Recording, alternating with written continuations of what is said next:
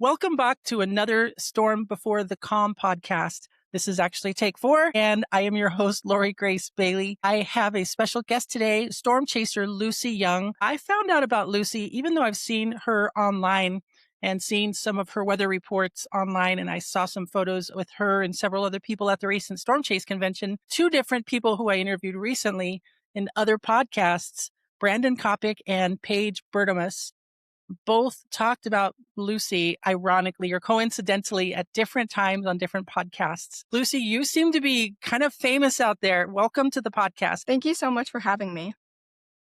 I'm excited to talk to you. What's going on? Like, how did you get all of a sudden so popular around here in the storm chasing community? Well, so I've always been fascinated with weather, as many other weather nerds would say.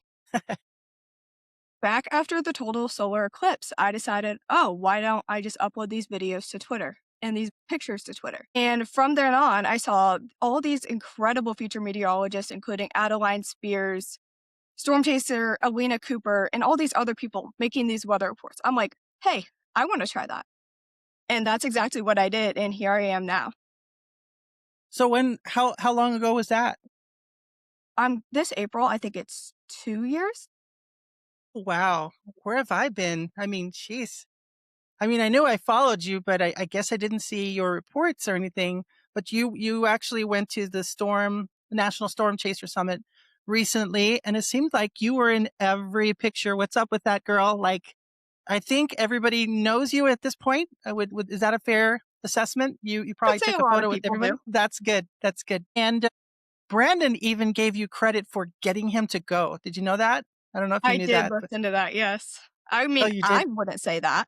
I mean, I maybe said, "Oh, it'd be great if everybody could meet you," but that's pretty Wow. much all I said. That's awesome though, because you had the wherewithal, right? To reach out and say, you're important and we'd love to see you, and we'd love to, not just me, but other people would like to see you. And you took the chance, right? I mean, how how cool is that to be able to just go for it? I think that's what excited me about hearing about your recent notoriety, so to speak, just hearing your name repeatedly. That tells me that you're someone that's not afraid to ask a question or afraid to ask. And if you get told no, no, am I right? Like, are you just going to ask the Mhm. question? Are you assertive like that? Yes. And how did you come to be that kind of person? How old are you? You're only 16 right now at this age, right? Yes, correct. How did you get to be such a go-getter at this point? Well, thanks to a lot of super supportive chasers and meteorologists in the weather community, there's like, you have to shoot your shot or else you're never going to get anywhere. And thanks to Oh, that's Brandon cool. and him being so supportive of me and the next generation, here I am now being able to ask these questions, talk to these meteorologists and storm chasers, because at the end of the day, they're just like everybody else, as cool as they may be. That is so true. And isn't it the coolest thing for you? You're probably going, that's Brandon, that's Brandon Kopic, or that's Paige Bertimus, or all these other people, right? And, the Stormfront Freaks people that you got to meet and be on their podcast also. And if only I could go back in time and go, don't be afraid, right? What would you tell other people that are up and coming? I know we'll probably get to that question again later, but there are a lot of other younger chasers. I love what you said. Could you expand on that a little bit more? Like shooting your shot. Don't be afraid, right? hmm How did you come There, out of your shell? yes, there are so many supportive people of the next generation. Because within 20 years, we are going to be this generation of storm chasers and meteorologists mentoring the next generation of storm chasers. And that's something I'm always thinking about in the back of my head. I actually had one girl reach out to me yesterday on Twitter. She's like, "How did you get into weather?" I'm like, "Oh my gosh, is this already happening?" And all these storm chasers are going to be so incredibly helpful to you. I mean, there's so many amazing people out there who, again, are so supportive of the next generation. All you have to do is send them that DM, ask them that question in the comment section, anything like that. That is so cool. And yes, you are already becoming like that. And I think anybody can, right? I really think that it's so difficult initially, though, when we're first growing up and we're not even that. Many of us, like myself, who has struggled with mental wellness and some other issues, right? Self confidence. Would you agree that learning to have strong self confidence is not an easy, even at your age, you're still getting out there. But have you always been this confident? Absolutely not. I mean, Really? I think that's just something I built through my weather reports, through attending these last 2 National Storm Chaser Summits. At my very first National Storm Chaser Summit, I was hiding behind one of my friends the entire time. I was so No scared to talk way. to people, and now here I am. I wouldn't say I'm super confident because I don't wanna be that person that has the big ego, but at the same time, I'm confident enough to be able to get my foot through that door and let people know who I am. Gosh, I love that. So you admit that it's not easy to take that step and to kind of flower, right? To take that step and reach out. Absolutely. You know, something that I see in your character, and I'm sure you have role models, positive role models in your family or your friends, but it takes a while to step into that. You seem to be someone who is eager to take up space, right? Mm. Storm chasing is a predominantly male hobby or science or whatever. Me, I'm a photographer. I love the photography and the videography aspect of it, but learning to take up space is not an easy tasking. It's not an easy way to do that, and oftentimes we have to stumble into that. How did you learn to take up space, if you know what I mean by the term taking up space? I I mean, I'm just following the mentorship of these other incredible female storm chasers out there. That's so Again, cool. as you said, it's a male dominated field. We have to make our impact somehow. Can you make it like can you make these answers so easy? Like you answer so truthfully, but is it really that simple though? I mean, you're getting out there and just boldly charging forward, right? You belong is what you're saying, right? Just like anybody else. What Mhm. about those people are people who are struggling to feel like they fit in? What would you tell those people that that are like, I don't know if I belong here, you know? I will say when I first started my Twitter account, whenever I first started posting on social media, I'm like, is this really the right thing? Do I Yeah. really want to be doing this? Do I fit in, as you said? And I think with time, you slowly realize that this is the place I want to be.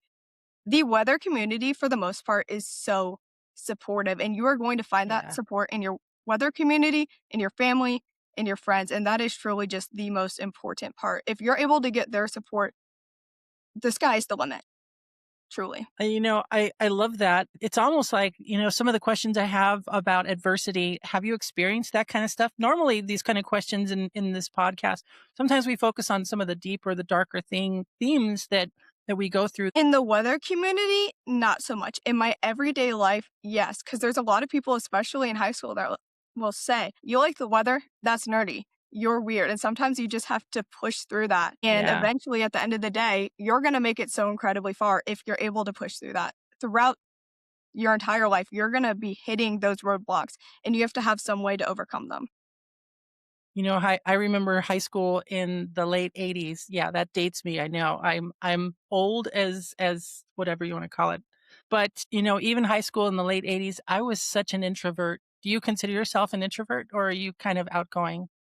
I'm a mix of both. Same, same. I like to be outgoing, but it's really challenging. And I think that I'm just doing it just like you said. I feel like I deserve to take up space, so I'm doing it and just putting myself out there as well because we can make a positive impact as well, right? I think you're doing that. You're doing that in especially in a way of reaching out to someone that has a need. When I spoke to Paige and Bryce, by the way, if you all haven't seen Paige and Bryce's episode, go back and watch that episode. When I was talking to Paige, she mentioned you. She brought up that she was going through some health issues and that you reached out to her telling her about your dad having a specialty in that. Can you elaborate maybe just a little bit on that? She's actually very open about it. So it's not like a, hush hush type of thing. But it was because of you, by the way. Again, it was because you reached out and said, hey, I see a connection here. I think I know someone who might be able to help you. Hmm. So I saw her post, oh gosh, this back in October, something like that. No, August, I think, on her post about endometriosis, how she had to wait. And my dad is actually an endometriosis surgeon. And Wow. I'm like, hey, dad, there's this person that's having to wait until January, February for their surgery. I'm like, is there any way you could fit her in sooner? And my dad's like, maybe. So I have never talked to Paige in my life. before this. So I decided to shoot my shot, as I said, and I just sent her a DM. I'm like, hey, my dad's an endometriosis surgeon. Here's his website. And I hope he can help you or whatever surgeon can help you to the best of your abilities. And here we are. I'd say we are pretty good friends now. She is such a role Yeah. model and mentor for me.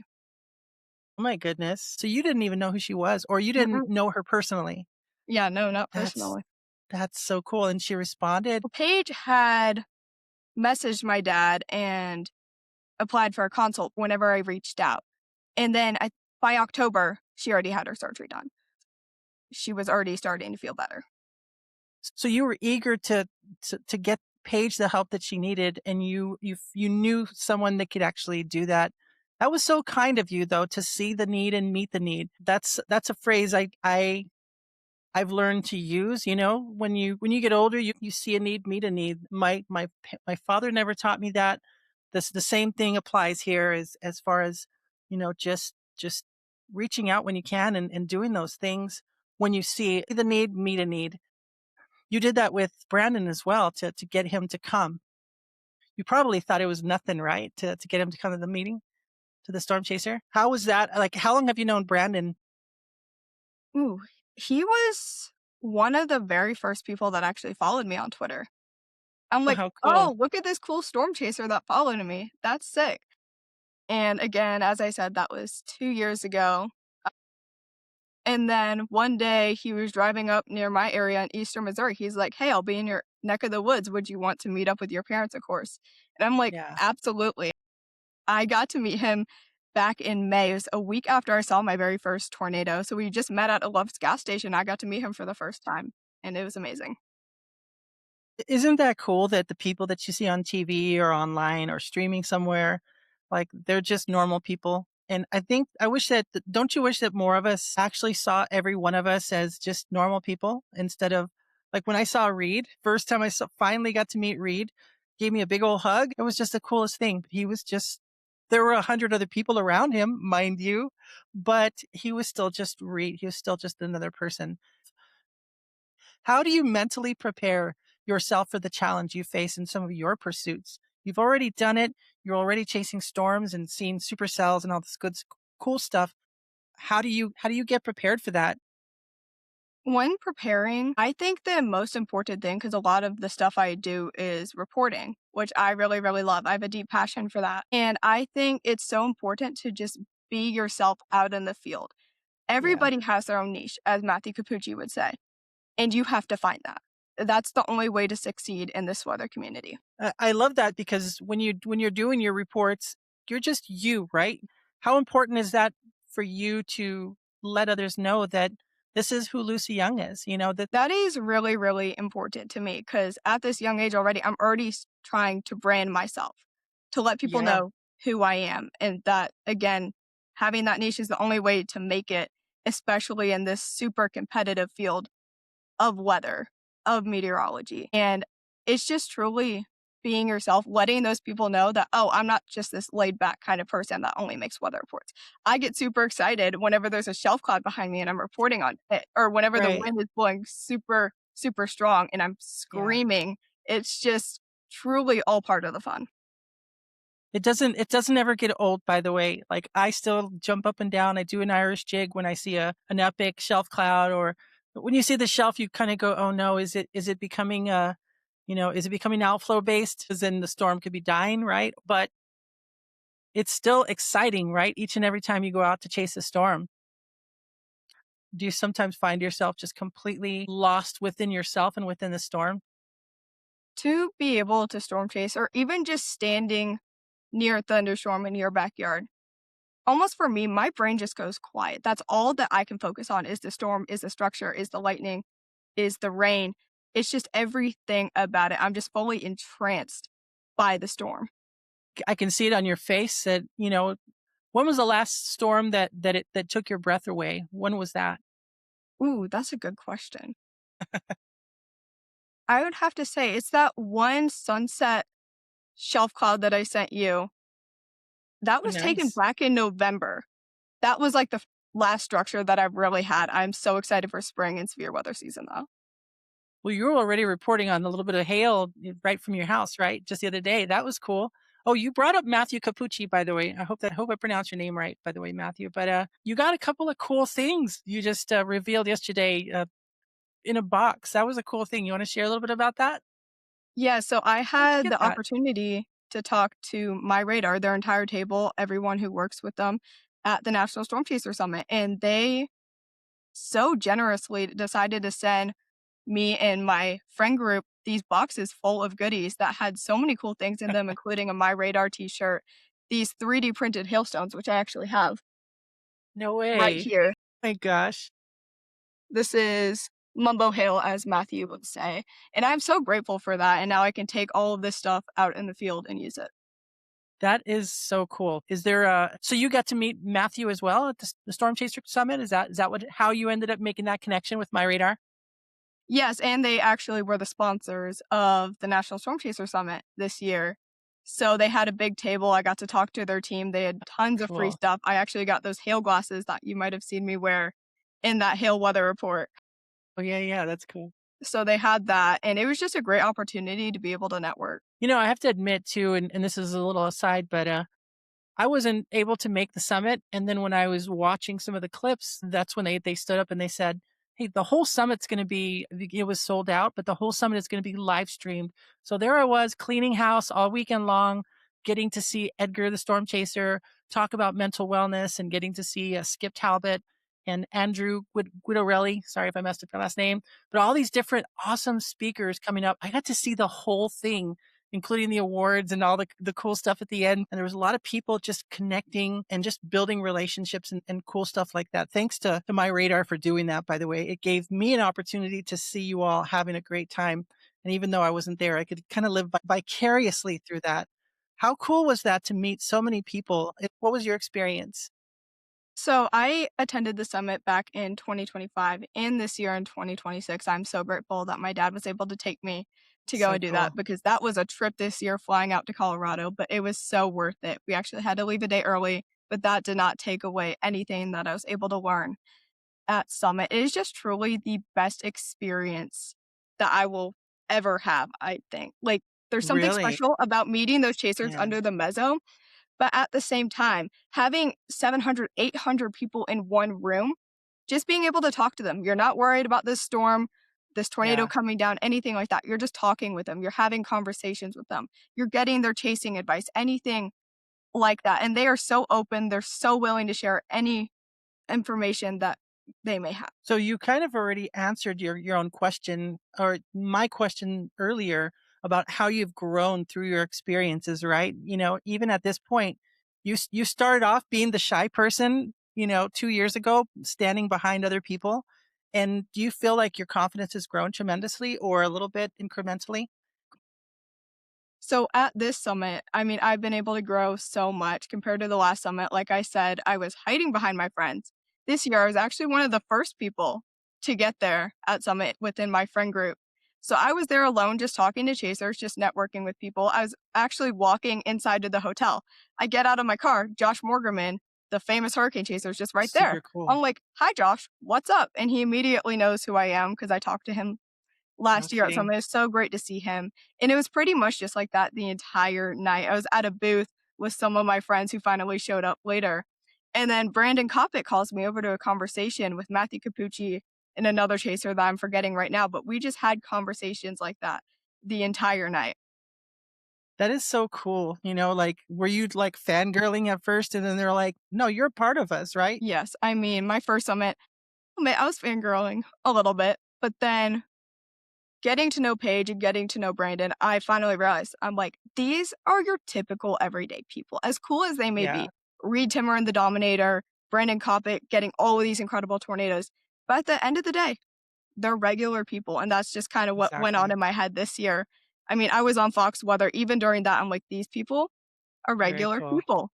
Yeah. And that really helped me build my confidence. And that's something so important to remember, especially in this weather community. I can tell that you've also practiced, and the more you speak, the more you're in public and the more you're just putting yourself out there, the more eloquent you're becoming. I still struggle with stuttering a lot, you know what I mean? Still struggle with the uhs and the ahs. You seem to give a little bit of pause before you speak. Even in your weather reports, you seem to be very articulate. Do you have to practice at that, or does it just seem to come naturally? So, I mean, I think you have to have some talent to be able to do that, to be able to stand up in front of a camera and record videos. But with time also comes experience. I mean, some days I can record my weather report first try. Other days it takes me up to 15 tries. It really just depends on the day, honestly. Really? Okay. So I'm not alone then. I'm not the only one that has to go back in and redo it 50 gazillion times. Okay. All right. So I guess that's something that we all do then. We make mistakes, we fix them, and then we move forward, right? hmm What has been your most exhilarating moment that you've experienced while chasing? Or maybe it was a different adventure. So I would say, I mean, I just got my license this year, so this is my first real chase season, Look out, but world.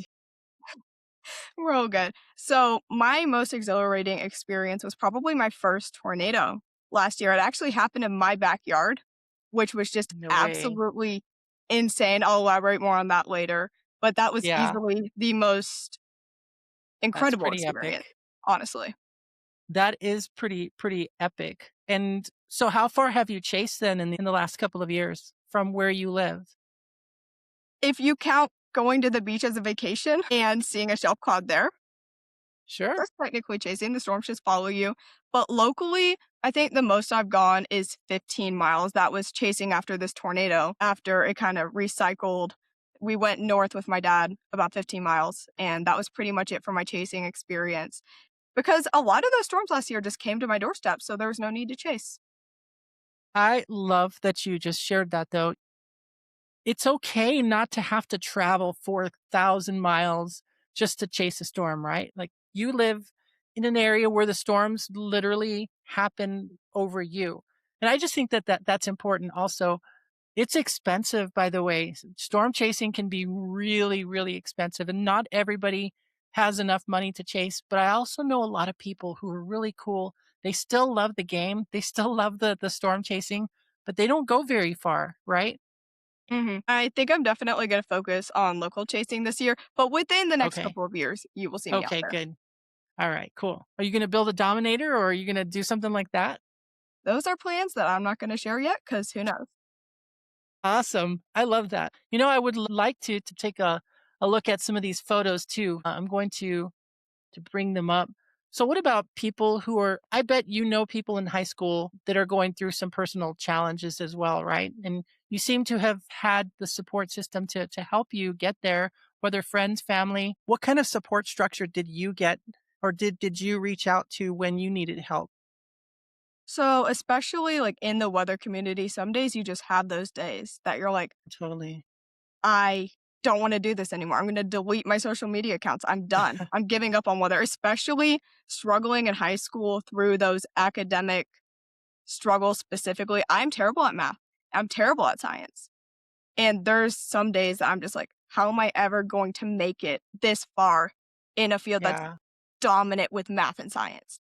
I think it really just comes to pushing through. You're always going to have those bad days and you're always going to have Mm, those good days. And sometimes you'll have those in betweens. But honestly, in those hard days and in those good days, equally, you need to be continuing to push through and knowing and having confidence in yourself that you will be able to do this someday, that you will be able to make meteorology a dream career. that I wish I had learned that when I was your age as well. And you seem to have already you have a treasure trove of wisdom that you bring with you and it makes sense to me why other people seem to light up around you because you bring that light with you. And I just think that that's an awesome thing and I think other people are going to listen to what you have to say because you do bring that light with you, you know what I mean? And age matters not as far as I'm concerned. You have these aspirations and speaking of, have you made a decision or do you have an idea of what kind of career path you want to take? I definitely could see broadcast meteorology being in my Cool. future. I'm not a huge math and science person, like I said, so I don't think research would necessarily be for me, as cool as that is. I would love to be able to storm chase part time, but realistically, I think broadcast would definitely be a big option. you already are eloquent, and you already have that wherewithal to just take a step into that power. And I definitely see that as a possibility. You can speak more eloquently than I can. I stutter through more things than you do. And I love it. So we have a few photos that are your favorites, and I'd love to take a look at these. What do we have here? Yes, 100%.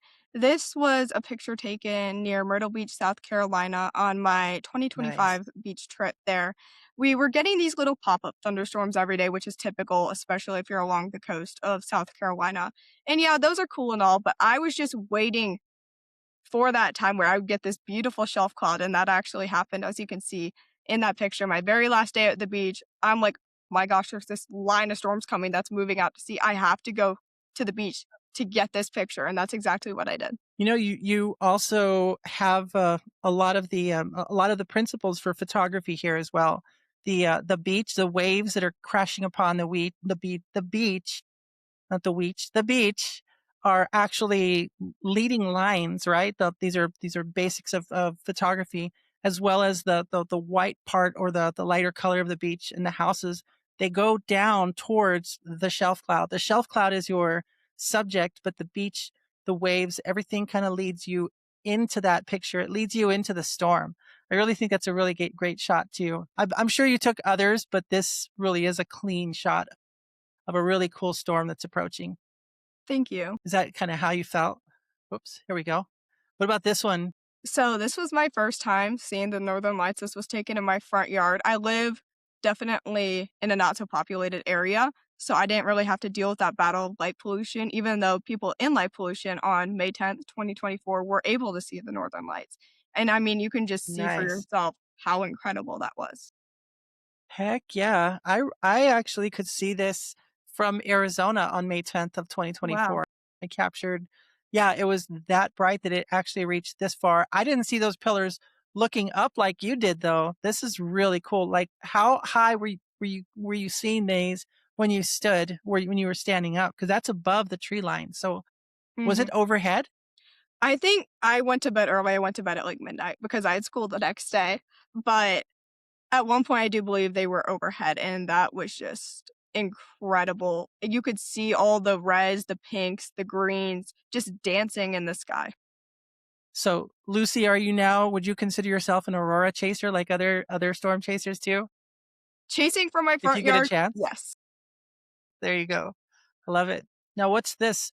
I was trying to figure out what this is from my own limited learning, over the last few years, but this looks like an inflow, maybe an inflow band or a shelf cloud. This could be shelf, but it looks like an inflow band leading up into a bigger storm.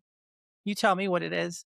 So I think this was taken in either 2024 or 2025. That's my bad for not remembering.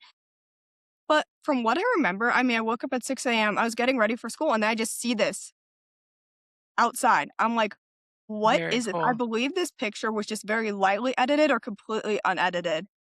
I Hmm. think this was a cold front. I could be wrong because there Oh, were no okay. storms nearby, so it could be inflow, anything like that. I mean, Yeah. it was just Okay, good. beautiful. When you said morning, then I started to see it, and the wispiness of the clouds on the bottom. But then you have a little bit of convection at the top end of it, so it could be a cold front. Now I know what this is, but this is a great shot. Thank Monster you. storm, right?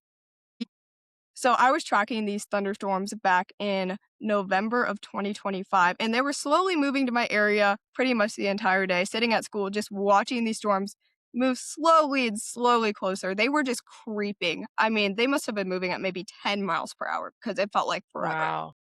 And then finally, they arrived. It wasn't severe warned, wasn't special weather statement warned, anything like that. Mm, And there's just this incredible structure. I mean, yeah, we really cannot get definitely. anything better than that for November. You almost have some Kelvin Helmholtz right here. Did you notice that I did, yeah. as they're rolling over? I don't know if you can see that. You got some.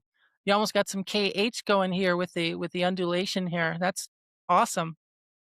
And you said that wasn't even severe warned or anything, huh? Nothing. Fantastic. And pole lines or power lines bother me all the time too, by the way. This looks like a little nader. Mhm. This is easily my favorite out of these. This is my very first tornado.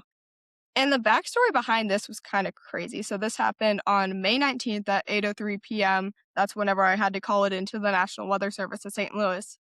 But we were originally just getting this rain shower, and I was outside playing ping pong in the garage with my dad. And then the rain kind of lightens up. So I'm like, oh, why not look at the sky? Because I'm a nerd. And I look off to my southeast, and there was this gorgeous wall cloud with crazy rising motion. It Wow. was easily one of the most impressive things that I have ever seen. I should have included that in Did there. your dad know what was going on, or did you have to explain to him? Like, "No, don't you understand? That's a wall cloud." He was like, "Oh, what is that?" I actually said originally, if you go back to my socials and play the video, you can hear, I'm like, "What is that?" Little did I know it was a wall cloud.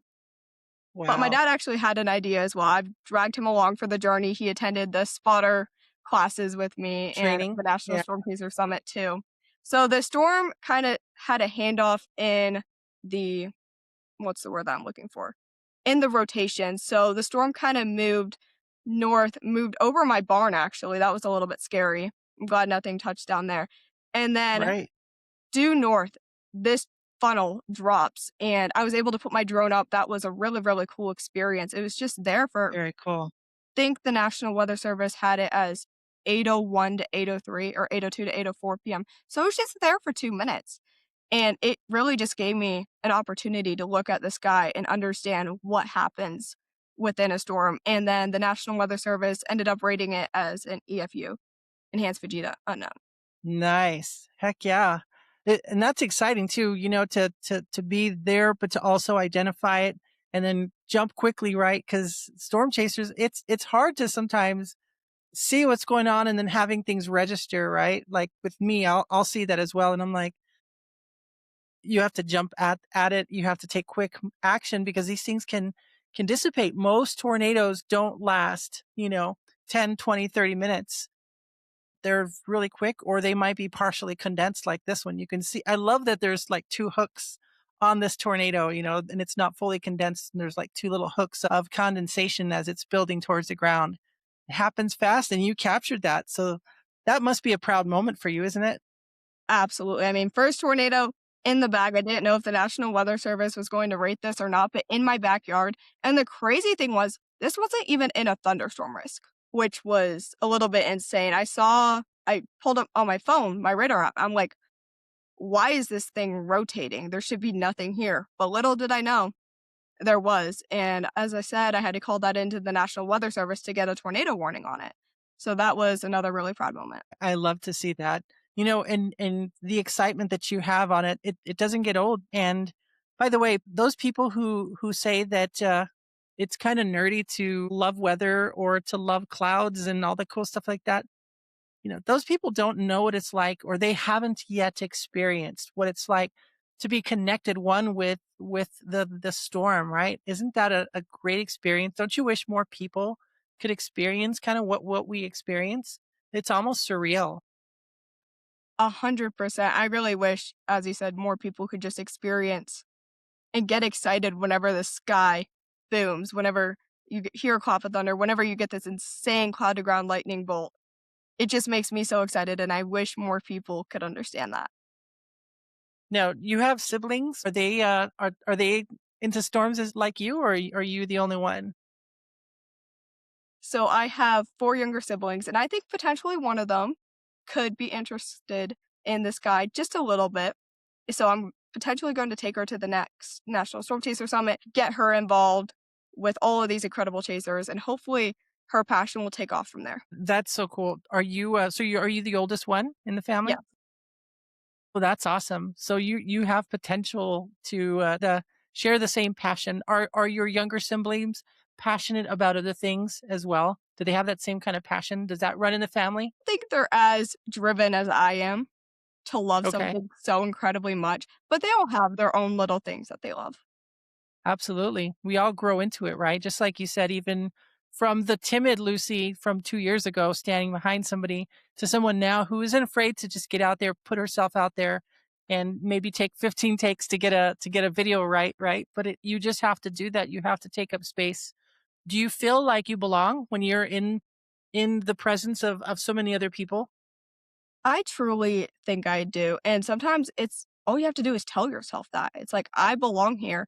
I'm a nerd along with everybody else in this room." And yes, I may be younger, I'm the next generation, but at the same time, I am here. I am a part of this next generation. Heck yes. I do not know how to even end this even on anything else other than you saying you're there to take up space, you belong, and y'all heard it from her mouth over anything I could even come up with. That was fantastic. I love to hear that motivation. I love to hear that energy from someone like you who is just going for it. You're never too old to chase your passion, and you're never too young to chase your passion. And I think you exemplify that. Oof, there goes the microphone, but you're never too young. Lucy, what would you say to a bunch of, all these new younger chasers who are also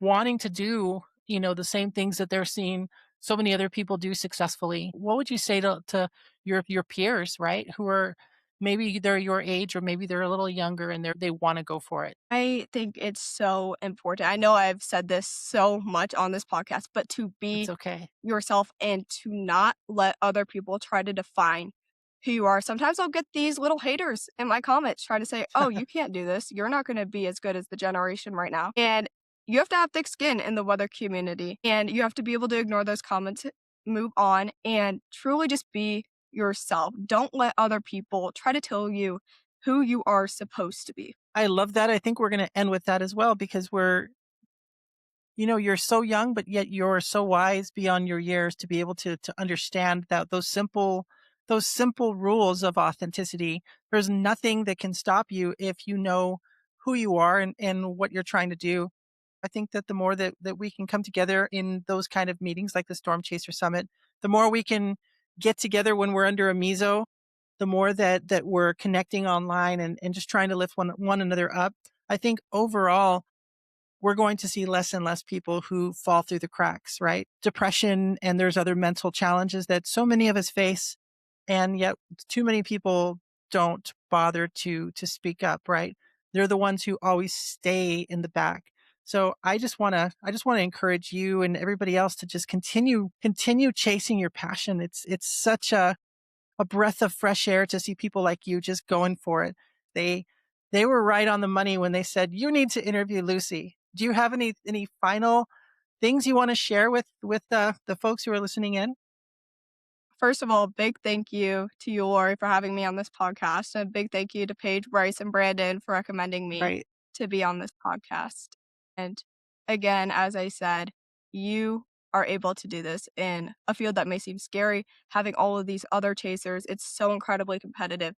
But if you are to be yourself, you will go so incredibly far. I can't thank you enough for coming on the podcast. For the folks of you who are just listening in, on Apple and Apple and Spotify podcasts, you might want to check the video version out because we've got some really cool pictures that Lucy shared with us. And for the rest of you, do like and subscribe and all that good stuff. Lucy, where can we find you though? Are you just on X right now?